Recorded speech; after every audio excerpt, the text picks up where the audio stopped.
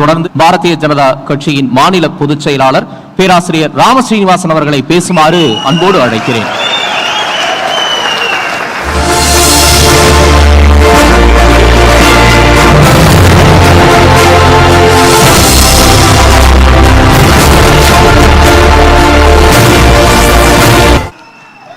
News 18 தொலைக்காட்சி இந்த விவாதத்தை நான் பாராட்டியாக வேண்டும்.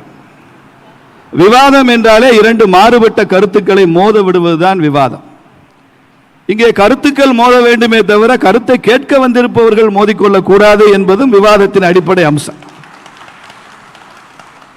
அதனால முழுமையாக பொறுமையாக நாம் கேட்க வேண்டும். இது தீர்ப்பு சொல்கிற இடம் அல்ல. எதை சொன்னாலும் பாரத் மாதா கி ஜெய் என்று சொல்கிறார்கள் என்று ஆதங்கப்பட்டு கொண்டார்கள் எதிரணியில.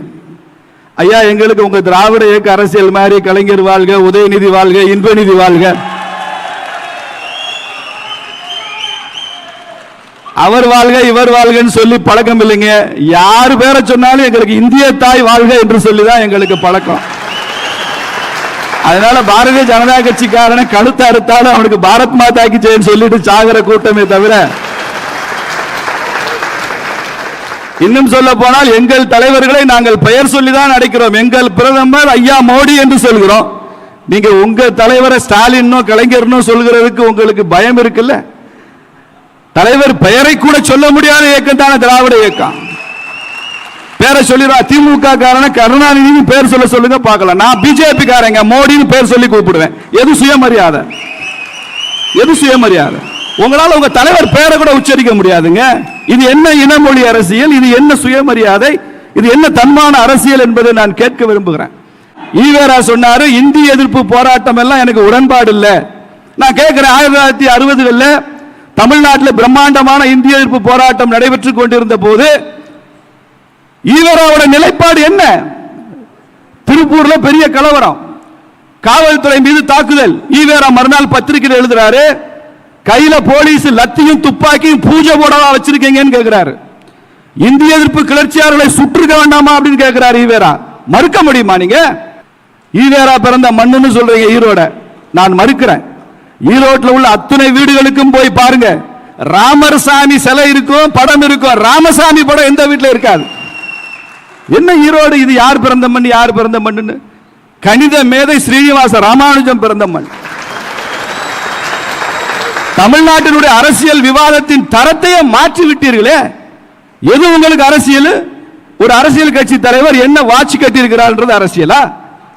என்ன வாட்சி கட்டியிருக்கிறார் அரசியலா? நல்லா ஞாபகம் வச்சுங்க. அந்த வாட்சில காட்டுகிற டைம் 7:30. உங்களுக்கு 7:30 ஆரம்பிச்சிருச்சுன்னு அர்த்தம். அந்த வாட்சில தான் உங்களுக்கு 7:30 ஆரம்பிக்க போகுது.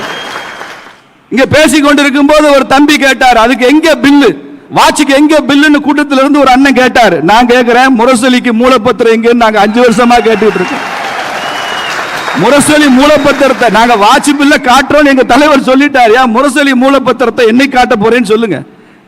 இதுக்கெல்லாம் பதில் இருக்கா உங்ககிட்ட? அந்த சம்பத்தை பொறுத்த வரைக்கும் ஒரு விஷயம், அவர் திட்டாத கட்சி இல்ல, திட்டாத தலைவர் இல்ல, எல்லாரையும் திட்டுறவர் தான். அதனால நாளைக்கு நம்ம கட்சிக்கு வந்தா அடுத்தவங்களை திட்டுவார் என்ற நம்பிக்கையோடு இனம் மொழி என்று பேசினார்களே, அதற்காவது நேர்மையாக நாணயமாக நடந்து கொண்டார்களா? இதுதான் கேள்வி. திராவிட இனம்னு பேசினாங்க, தமிழ் மொழின்னு பேசினாங்க, உரிமைகள்னு பேசினாங்க, அதற்காவது விசுவாசமாக நாணயமாக நடந்து கொண்டார்களா? 2 நண்பர்கள் காஃபி சாப்பிட போனானா, 2 பேரும் கடையில் டீ கடையில் பஜ்ஜி எடுத்து சாப்பிட்டுருக்கான். பஜ்ஜியில எண்ணெயா இருந்தது. ஒரு வழக்கம் உண்டு, பஜ்ஜியில எண்ணெயா அதிகமா இருந்தா அந்த பழைய பேப்பர் எடுத்து அந்த பஜ்ஜியை வச்சு தொடச்சா எண்ணெய் காணாம போகும். ஒரு நண்பன் தினமலர் தினத்தந்தி பழைய பேப்பர் எடுத்து அதில் வச்சா தொடச்சா எண்ணெய் காணாம போச்சு. ஒருத்தன் விவரம் தெரியாம முரசொலி பேப்பர் எடுத்து வச்சு பஜ்ஜியை தொடச்சா பஜ்ஜியே காணாம போச்சு. தமிழ்நாட்டு மக்கள் விவரம் தெரியாம முரசொலி பேப்பர்ல பஜ்ஜியை தொடச்ச கதையா? இந்த திராவிட இயக்கங்கள் கையில இனநலன் மொழி நலனை கொடுத்ததனுடைய காரணம் தான் தமிழ்நாடே என்று காணாமல் போய் கொண்டிருக்கிறது. தமிழ்நாடு காணாமல் போய் கொண்டிருக்கிறது. என்னவெல்லாம் நடந்து கொண்டிருக்கிறது தமிழ்நாட்டில்? தட்டினால் தங்கம் நீங்க, வெட்டினால் வெள்ளி நீங்க. தமிழ்நாட்டில் நாங்க ஆட்சிக்கு வந்தால் 3 படி லட்சியம், 1 படி நிச்சயம், இல்லைன்னா சவுக்கால் அடிங்கன்னு சொன்னீங்க. என்னவெல்லாம் பொய் சொல்லி வந்தீங்க. தலைப்புக்குள்ள பேசலாம் நினைக்கிறேன். தலைப்புக்குள்ள பேசலாம். அவங்க பேசியதற்கு நான் பதில் சொல்லுறேன், பதில் இல்லைன்னு வேற சொல்லுவாங்க. இல்ல ஒண்ணு இல்ல. நீதி கட்சியை பத்தி இவ்வளவு பேசுறீங்க. நீதி கட்சியை பத்தி ஜாலியன் வாலாபாக் படுகொலை 1919 நடந்தது. ஆயிரக்கணக்கான மக்களை வட்டமாக ஒரு அடைக்கப்பட்ட மைதானத்தில் சுட்டுக் கொன்ற நிகழ்ச்சி அது. உலகமே கொதித்தெழுந்து போனது. உலகத்தின் மனசாட்சி கொதித்தெழுந்த ஒரு நிகழ்வு அது ஜாலியன் வாலாபாக். அதை ஆதரித்து பேசிய ஒரே கட்சி, அறிக்கை விட்ட கட்சி இந்தியாவிலேயே நீதி கட்சி ஒன்றுதான். எந்த அளவுக்கு ஆங்கிலேயர்களுடைய விசுவாசமான இருக்கிறார்கள் பாருங்க நீதி கட்சி. சரி, உட்காருங்க உட்காருங்க உட்காருங்க உட்காருங்க. சீனிவாசன் பேராசிரியர் எப்படி இருக்கு? அது கண்டிப்பா பேசுறது ஒரு வார்த்தை கண்டிப்பா. சரி சரி சரி. பொய் பொய் பொய் பொய் பொய். அது நீதி கட்சி தலைவர். சரி சரி சரி.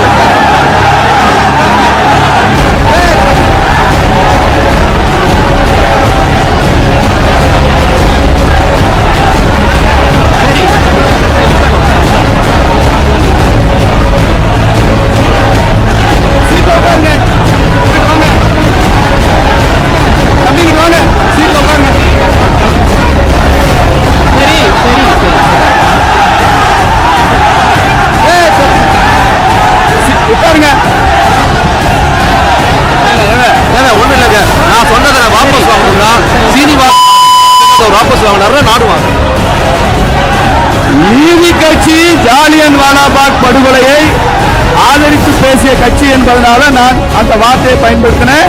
அது தவறு என்றால் நான் அதை திரும்ப பெற்றுக் கொள்கிறேன். ஆனால் நிகழ்ச்சி முழுமையாக நடத்துவதற்கு நீங்கள் அமைதி காத்து ஒத்துழைப்பு கொடுக்கணும். அமருக்கு அப்படியே வரும்.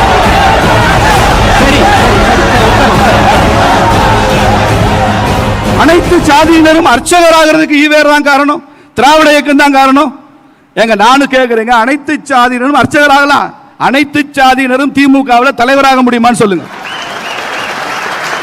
1923 பட்டியல் சமுதாயத்தினுடைய மிக மிக முக்கியமான மரியாதைக்குரிய தலைவர் ஐயா MC ராஜா அவர்கள் சென்னை ஆளுநரிடம் கொடுத்த அந்த மகஜர்ல மனுவில் இந்த நீதி கட்சின்ற போர்வையில் பட்டியல் சமுதாயத்தை ஏமாற்றுறாங்க, இவர்களுக்கு எந்த விதமான உரிமையோ சலுகையோ கொடுக்கப்படவில்லை, நீதி கட்சி பட்டியல் சமுதாயத்திற்கு துரோகம் செய்கிறது MC ராஜா சொல்றாரு. அவர் நீதி கட்சியிலிருந்து கோபித்துக் கொண்டு வெளியில் வந்தவர். எங்க தென் தமிழகத்தில் பிரமலை கல்லர் சமுதாயம் இருக்கிறது, மறவர் சமுதாயம் இருக்கிறது. இவர்கள் எல்லாம் போர்க்குணமுள்ள சமுதாயங்கள், ஆங்கில ஆட்சியை இந்த மண்ணில் இருந்து அகற்ற துடித்த சமுதாயங்கள். இவர்கள் எல்லாம் ஆங்கிலேயன் குற்றப்பரம்பினர் என்று சட்டம் ஏற்றி வைத்திருந்தான். சாயங்காலம் 6 மணி ஆச்சுன்னா போலீஸ் ஸ்டேஷன்ல போய் கைவிலங்கோடு நிக்கணும். இத்தனை பேசுறீங்களே திராவிட இயக்கங்கள், இந்த இவர்கள் எல்லாம் குற்றப்பரம்பரையில் இருந்து வெளிவருவதற்கு நீங்கள் என்ன செய்தீர்கள்? அதை செய்தது யார்? சுதந்திரம் அடைந்த பிறகு தேசியவாதிகள் ஆட்சி. நான் சொல்ற காங்கிரஸ் ஆட்சி என்பது இந்திய தேசிய காங்கிரஸ். இப்ப இருக்கிற ராகுல் காந்தி இருக்கிறது இத்தாலி காங்கிரஸ். இந்த ரெண்டு காங்கிரஸுக்கு வித்தியாசம் இருக்கு. அப்போது இருந்தவர்கள் தானே பண்ணாங்க. ஐயா பசும்பன் தேவர் அவர்கள் இல்லைன்னா இதெல்லாம் குற்றப்பரம்பரை சட்டத்தில் இருந்து இந்த சமுதாயங்கள் விடுதலை பெற்று இருக்கவே முடியாது. இதை செய்தது யார்? திராவிட இயக்கமா? தேசிய இயக்கம் இல்லையா? மொழியின் பேர்ல என்னவெல்லாம் பண்ணீங்க? பக்கத்தில் இலங்கையில லட்சக்கணக்கான தமிழர்கள் சுட்டு கொல்லப்பட்டு செத்து போன போது இங்க கருணாநிதி 3 மணி நேரம் உண்ணாவிரதம் இருந்தார். இது உண்ணாவிரதமா? பதவியை தூக்கி எறிந்திருக்க வேண்டாமா நீங்க? இப்படியான இடப்படுகொலையை செய்த ராஜபக்சவை பிரதமர் மோடி பதவி ஏற்கும் போது சிவப்பு கம்பளம் கொடுத்து டெல்லியில வரவேற்றாரு. அதை எப்படி புரிஞ்சுக்கலாம்? ஐயா நரேந்திர மோடி அவர்களுக்கு ராஜபக்சே அவருக்கு சிவப்பு கம்பளம் கொடுத்தும் வரவேற்க தெரியும். மிக குறுகிய ஆண்டுகளில் இலங்கையை விட்டு ஓட வைக்கவும் தெரியும் என்பதை அவர் நிரூபித்திருக்கிறார். ராஜபக்சே இலங்கையை விட்டு ஓடுனதுக்கும் இந்திய அரசியலுக்கும் தொடர்பு இல்லை நினைக்கிறீங்களா? தமிழரசன், தொடர்பு இருக்கிறது. அதை பற்றி விரிவாக இன்னொரு மேடையில் பேசலாம். அதனால இலங்கை வாழ்கிற தமிழர்கள் பகுதிக்கே சென்று தமிழர்களை சந்தித்த முதல் பிரதமர் ஐயா நரேந்திர மோடி தான். தெரிஞ்சுங்க, வரிசையா பட்டியலிட்டு சொன்னார். காமராஜர் அவரை தீ வைக்க எரிக்க வந்தாங்க. இது ஒரு பழக்கமாக வச்சிருக்காங்க திராவிட இயக்கத்தில். காந்தியை கொண்டது இவன் தான், காமராஜர் தீ வைக்க எரிக்க வந்தது இவன் தான். இது என்ன பழக்கம்? அப்படின்னா காமராஜர் ஏன் ஜனசங்கத்திற்கு ஆதரவு தெரிவிக்கிறார்? ஜெயபிரகாஷ் நாராயணன் ஏன் ஜனசங்கத்துக்கு ஆதரவு தெரிவித்தார்? பாரதிய ஜனதா கட்சி என்கிற கூட்டணியே ஜனசங்கம், RSS இல்ல, அந்த காலத்தில் பழைய காங்கிரஸ் எல்லாம் சேர்ந்து உருவானது தானே, சோசியலிஸ்ட் எல்லாம் சேர்ந்து உருவானது தானே. அது எப்படி உருவாச்சு அப்போ? அதனால இது மாதிரி போலி செய்திகளை சொல்லிவிட்டு போறது என்பது இது அவதூறு பரப்புவதாகத்தான் இருக்கும், அவமதிப்பதாகத்தான் இருக்குமே தவிர ஆதாரங்களோடு செய்திகளை சொல்லுவதாக இருக்காது என்பதை மாத்திரம் சொல்லி முடிவு செய்து நிறைவேறுகிறேன். நன்றி, வணக்கம். நன்றி பேராசிரியர் சீனிவாசன். இனம் மொழி அரசியலை கடந்து திராவிட அரசியல் வெர்சஸ் அவர்கள் பேசக்கூடிய தேசிய அரசியல் அப்படிங்கிற பாதையில தன்னுடைய அழுத்தமான காரணங்களை முன் வச்சிருக்கிறார்.